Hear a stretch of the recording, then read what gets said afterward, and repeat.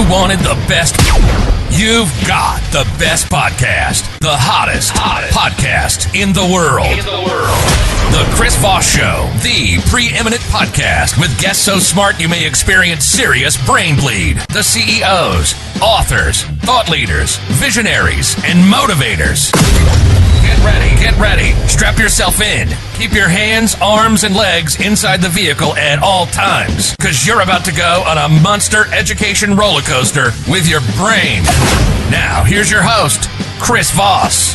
I'm Voss here from the ChrisVossShow.com. There you go, ladies and gentlemen. There, ladies, things that makes it official. Welcome to the big show. We certainly appreciate you guys being here. As always, for 16 years, over 2,000 episodes, we bring in the Chris Voss Show. Refer us to your family, friends, and relatives. Tell them to join or else. No, don't do that. Don't be that way.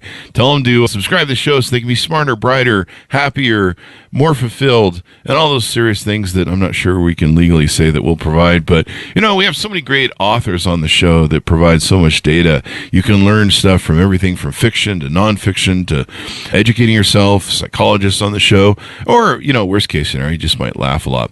Anyway, go to goodreads.com/Chris Voss, LinkedIn.com/Chris Voss, Chris Voss on the TikTok, and all those crazy places on the internet. We have a multi-book author on the show with us, very prolific author as it is.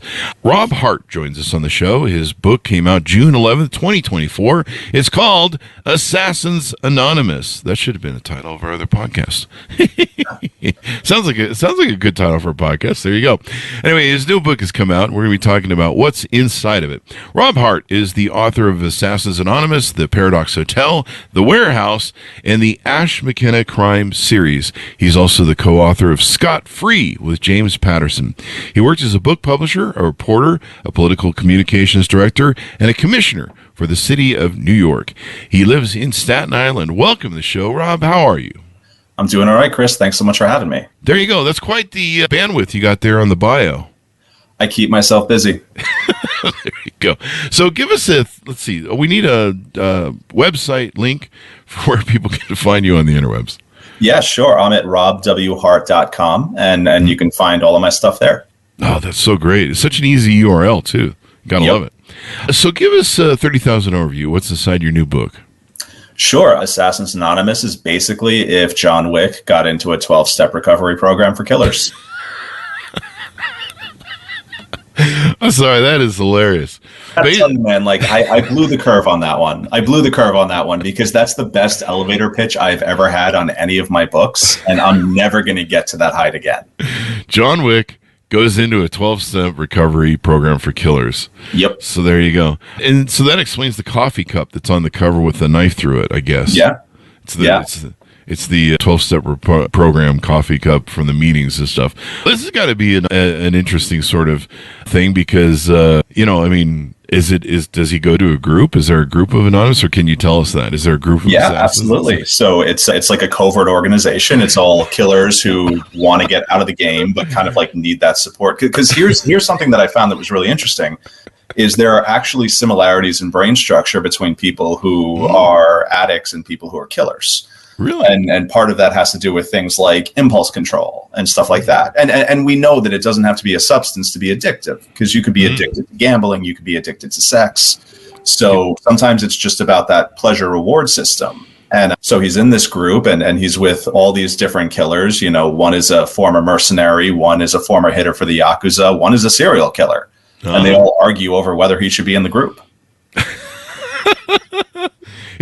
We're not with the other assassins, damn it. We're better. We kill people. We're better at, whatever. I guess there's divisions in everything when it comes down to it. So there you go. How did you come across this idea? Who hurt you when you were a child? Every single book of mine, it's better than going to therapy because I'm getting paid instead of me paying the therapist. See what you're up to. Yeah, I always wanted to write a book about assassins because I love the assassin character. It's like that sort of, classic. It fits within the mold of the gunslinger and the private eye and the samurai. And it's an interesting character to write. And I always thought it would be cool to do like a group therapy type setting with a bunch of different assassins. And then it just kind of hit me one day. It's 12-step. Because the thing about 12-step is that once you get to the 8th and the 9th step, you're making a list of all the people you've hurt that you have to then go make amends to. And I'm like, what does that look like for a professional killer? Yeah. You go to the grave and put flowers on it? Is that what? I mean, for a lot of it, it's going to like family members and friends and trying to explain what happened. And it's tough. But yeah, and clearly these people aren't in jail yet, so that might be bad for their freedom. Very bad, but from a larger sense, it was me getting to a point in my life where I realized, I'm 41 years old. I've made mistakes in my life. I've done dumb things as all of us have done. And I kind of got to a point where I'm like, I want to be a better person. Is that possible? Is change possible? So I was like, let's take it to the greatest extreme that I possibly can and write about people who kill people for a living. There you go. I would never want to get in an argument at that meeting with anybody. I'd always be really passive because I would never want to piss anybody. They do have rules, and they do their best to stick to it. But the plot of the book is basically you've got this guy who is like the world's best assassin. Mm-hmm. And he's cleaning up a meeting, and then someone attacks him and stabs him and takes his notebook with his list of all the people he needs to take amends to and leaves. And he finds himself having to figure out who's trying to kill him, but he no longer has the tools he used to have access to, because it used to be real easy. He could just shoot someone in the head and then the conversation was over. And now, he has to figure out how to navigate this world without killing anybody. So, without killing anybody. What do I do now? Like John Wick with no guns. Exactly. Am I just going to have to talk nice to somebody? There you go. So give us a little bit about your upbringing. How did you grow up? What influenced you to be a writer? How early on did you start to notice that you were, interested in writing and had a knack for it? Yeah, I grew up on Staten Island in New York. Still live here, born and raised. And, I was the first member of my family to go to college. My dad's a New York City firefighter. My mom works in a bowling alley. They were always incredibly supportive of me in wanting to be like, because I was an artistic kid. I thought I was going to be like a graphic designer or a comic book artist or something. And I got into an art conservatory for fine art and then hated it. It just wasn't for me. And so it was around when I was like 18, I was like, I've always loved books. I like writing. Maybe I should give this a shot. When I was about 18 years old, I was like, all right, I'm going to do this, but I'm going to get a degree in journalism instead of creative writing, because journalism, that's where the money is.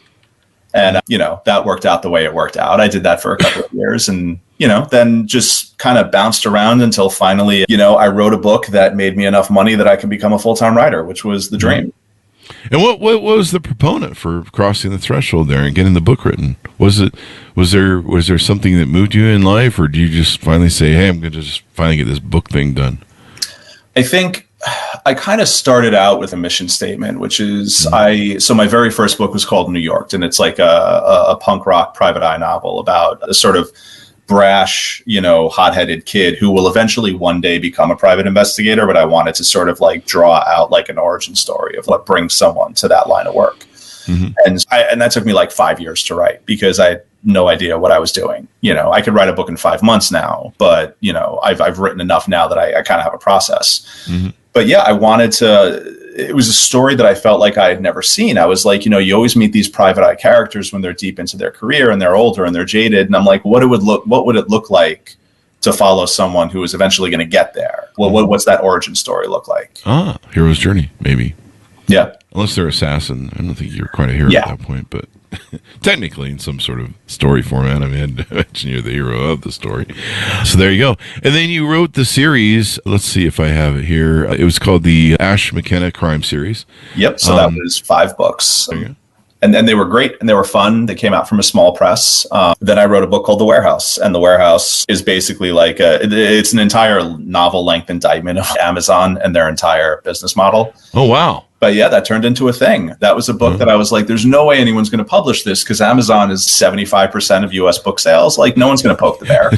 Not even Amazon will put it on their site. They'll be like, no, we're not putting it on this. And then it turns out, a lot of people wanted it. The book sold in a really nice deal, and then we sold it in 20 languages, and then it got optioned for a movie, and, my whole life changed that year. There you go. We had Dana Ioli on recently, and she wrote the book, The Everything War, Amazon's Ruthless Quest to Own the World and Remake Corporate Power.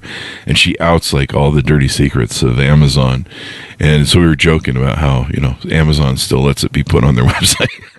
It's funny I would love to think that someone somewhere along the way told Jeff Bezos about my book. I'm sure he hasn't read it, but I would love to know that he at least knows it exists.